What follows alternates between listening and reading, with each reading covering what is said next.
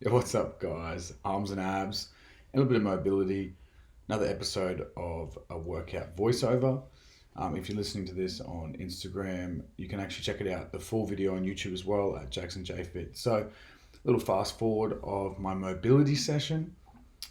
This is like times 400 speed. So, I spend about, I don't know, 15 minutes, 15 to 20 minutes warming up when I can be fucked, to be honest. But I highly recommend it because it's really good for your joints. And I have a mobility ebook coming soon, so stay tuned for that. I like to finish my mobility.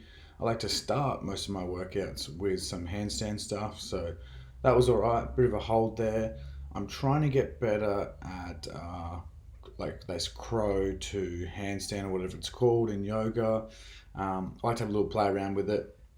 Then I got the P bars out. Once I do some handstands on the ground, then I jump on the P bars and have a go at L sit to press.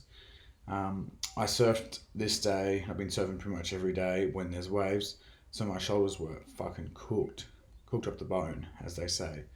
So going from L to press again in a different angle. So these are a lot harder than they look like.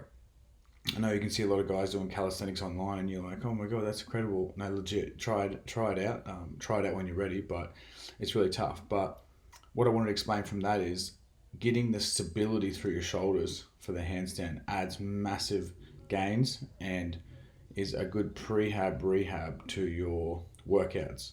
So I hate just doing arms by themselves, but once I have a play on handstands, bit of mobility, then I go into a basic bodybuilding program because even though it's not as functional as most of my other programs, you know, my partner Alicia loves my arms, like muscular arms. She's told me this before, which is fucking hilarious. She's just honest and truth. So I still train them, but I also enjoy training them as well. And it's good an accessory day when I get bored. I just like being in the gym. Sounds crazy, but this is actually a Friday night, and I was surprised people were still actually at the gym. So I'm just doing some different bicep exercises, some shoulder press as well, a little bit of CrossFit here, as you see. But yeah, rep ranges here are about 12 to 15, depending on the weight. And I'm basically just doing a full dumbbell style superset and mega set here just to get a wild pump. Then I go over and hit some extensions. I actually do this for two reasons. One, good way to grow your triceps. Two, it's really good for rehab on your elbows. If you're doing a lot of explosive stuff, surfing, etc., all different stuff. A lot of people at F45 that I coach at complain about elbow pain, and I highly recommend this exercise here. So not just for bodybuilders, but main focus here is to make sure my elbows stay healthy and get some blood flow in there and build them triceps. So working at the outer head here on the triceps. It works both of them, but really focusing on the outer head. Same with this exercise. I do a lot of pressing on my push day, so my shoulders are actually genetically pretty good, to be honest. I'm not going to bullshit you. But I've always worked on them, and lateral stuff like this works really great on growing that outside head. A lot of people say to me, Jackson, how do I get shoulders like you? Well, just like when I ask some people to have great calves, it's quite genetic, but you can do things to make it better.